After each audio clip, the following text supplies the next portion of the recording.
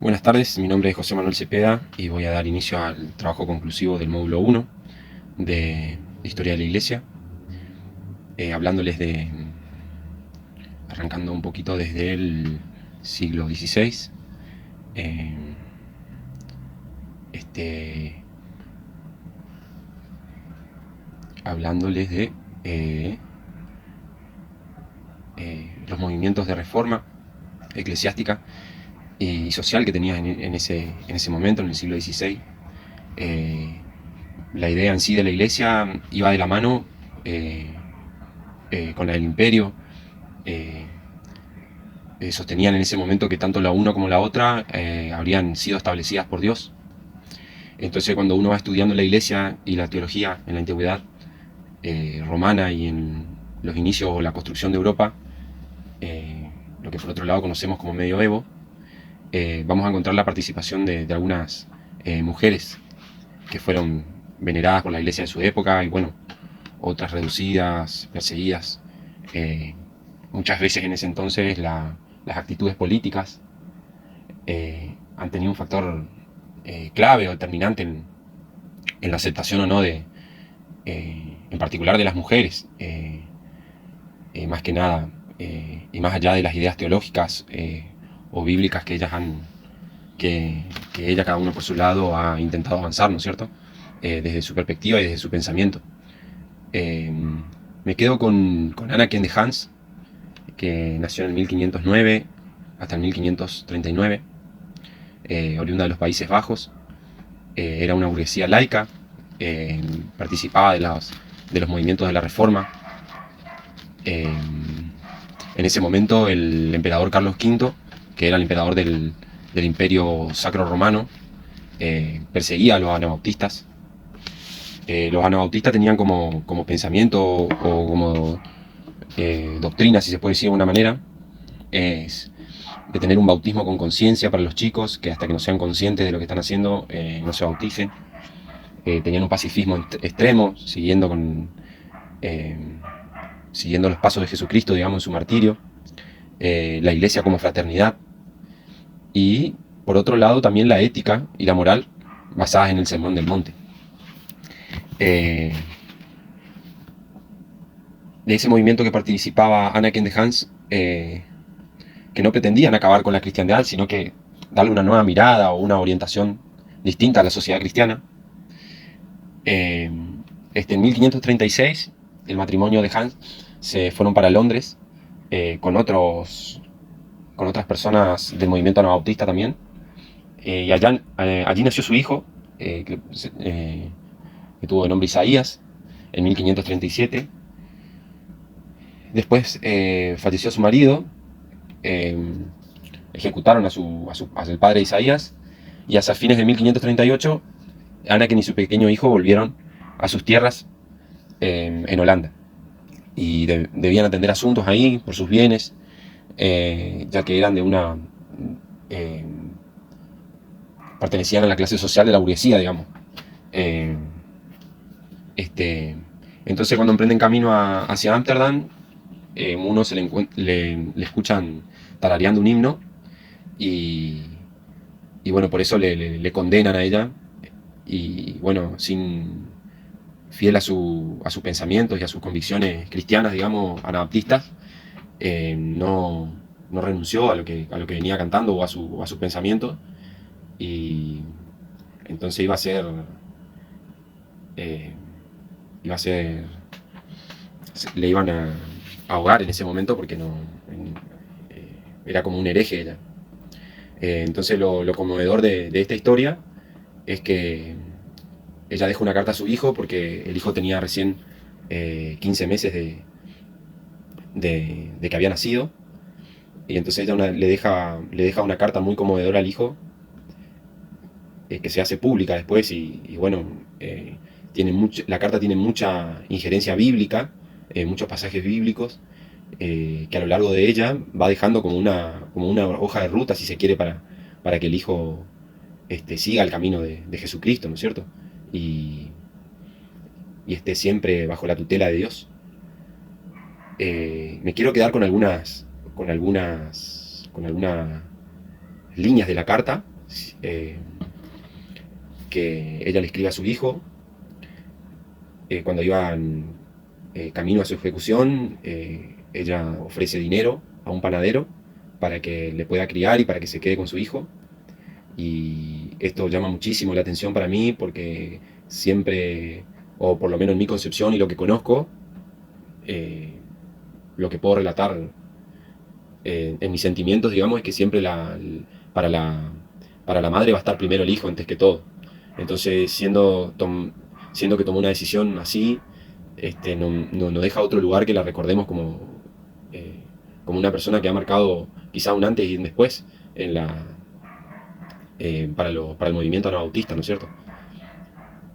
Una de las cosas una de las líneas que voy a compartir en esta carta, que ella le dice: por eso, hijo mío, no prestes atención a la gran mayoría de la gente y no sigas su camino. Apártate tu pie de su sendero, porque ellos marchan al infierno como ovejas a la muerte. Nos marca un poco la diferencia de las personas que creen en el mundo o las personas que creen en los hombres en vez de creer en Dios. No tienen como que permanentemente van a estar confrontadas las personas con otras personas si no creen en Dios, porque creer en Dios es renunciar a ser el hombre que fuimos, o renunciar a ser la persona que fuimos para poder de alguna manera entrar a su reino o ser hijos de Él. Por eso le dice: conségrate al Señor también, hijo mío, y santifica toda tu vida en el temor de Dios. Por otro lado, me quedo con esto de que Anakin le dice: no temas a los hombres, prefiere perder la vida antes que apartarte de la verdad. También las Sagradas Escrituras nos hablan de que la verdad nos hará libres. Si pierdes tu cuerpo hecho de barro, el Señor tu Dios tiene preparado otro mejor para ti en el cielo.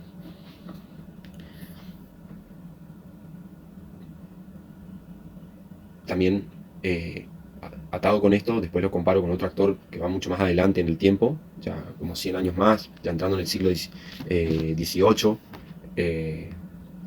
Eso por un lado. Y ahora me quedo con otra de las líneas más de Anakin, que le dijo: sigue a Jesucristo en su postura desafiante entre las estructuras sociales del pecado, que va un poco de la mano con lo que les hablaba recién también. Es uno estar dispuesto a buscar la justicia del reino de Dios, aunque cueste la vida. Por eso, como marca la diferencia del reino de Dios al reino de los hombres. Con eso, Ana nos marca un camino y busca marcar el camino para el hijo. Me conmueve esta historia porque en ningún momento se aferra a ella, a su vida, sino que deja totalmente su vida a manos de Dios y accede al martirio como Jesucristo, y entregada.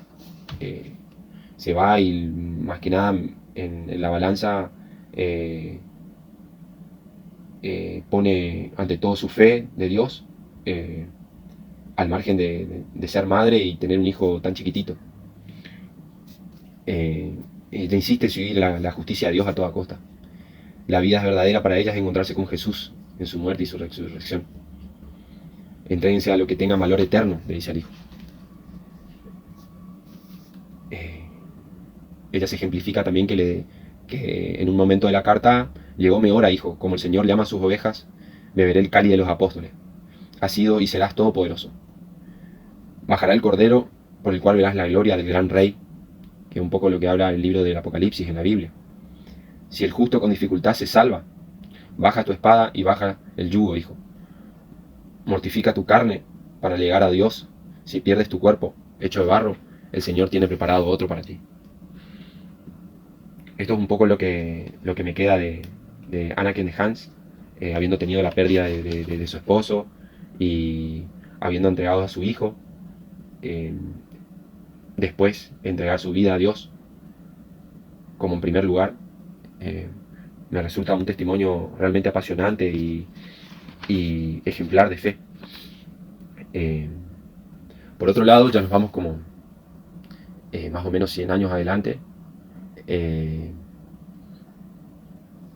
Les voy a hablar de August Hermann den Franke, que era un profesor ordinario de teología y pastor. Él nació en Alemania y empezó a estudiar en Leipzig. Y ahí se empieza a preguntar y cómo fueron los primeros años de su vida, si realmente tenía una fe auténtica. Eh, y empieza a hacer una autocrítica quizá muy profunda y, y empieza a hablar de la paz, de que la paz con el mundo no puede, por esa paz con el mundo no puede llevar paz hacia el corazón de él, que si él está movido por Dios, necesita humillarse delante de él pidiéndole gracia y rogándole de menudo, de rodillas, ante que le ponga circunstancias diferentes en su vida. Convertirse en un verdadero niño de Dios. Él siente que el Dios levantó obstáculos y al mismo tiempo que levantaba obstáculos cambiaba el corazón de él, porque él mismo va aliviando los obstáculos eso de acuerdo a su voluntad.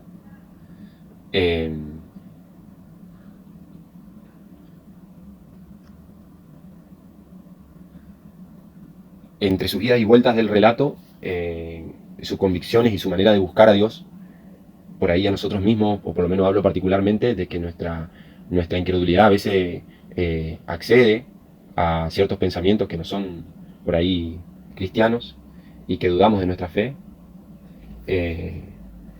Por eso él menciona, después de 7 años de estudiar teologías, tenías preguntas todavía que le sonaban. Entonces él en un momento se hincó de rodillas y pregunta realmente si hay un Dios. Y estuvo hincado de rodillas hasta que sintió que tenía la certeza de que había un Dios, de que por la gracia de Dios un hombre moriría 1000 veces de ser necesario. Porque teniendo el mismo espíritu de fe conforme a lo que está escrito creí, dice él. Por eso hablo también que nosotros creemos, por eso también hablamos. La segunda carta de los Corintios, del versículo 4 al 13, ejemplifica él. En un momento tiene que busca leer un capítulo al azar como buscando respuestas, entiendo yo, en la Biblia. Cuando leen un capítulo al azar en la Biblia, como toca su corazón en el versículo, que todos los tesoros vienen en vasijas de barro. Y su duda le entra al analizar el texto con sentido ateo, de que el instrumento de la razón quería arrancar la palabra divina a su corazón. Fíjese qué interesante todo esto. Esto también se lo puede juntar con lo que Anakin de Hans le decía a su hijo, que los tesoros para Dios vienen en vasijas de barro, o sea que el hombre no los puede ver, solo Dios los puede ver. Y eso por ahí es lo que nos hace sentir a nosotros a veces estar en último lugar para los humanos, pero estaremos en el primer lugar para Dios, porque venimos en una vasija de barro que no nos pueden ver. Y solo Dios nos moldea a su imagen y semejanza.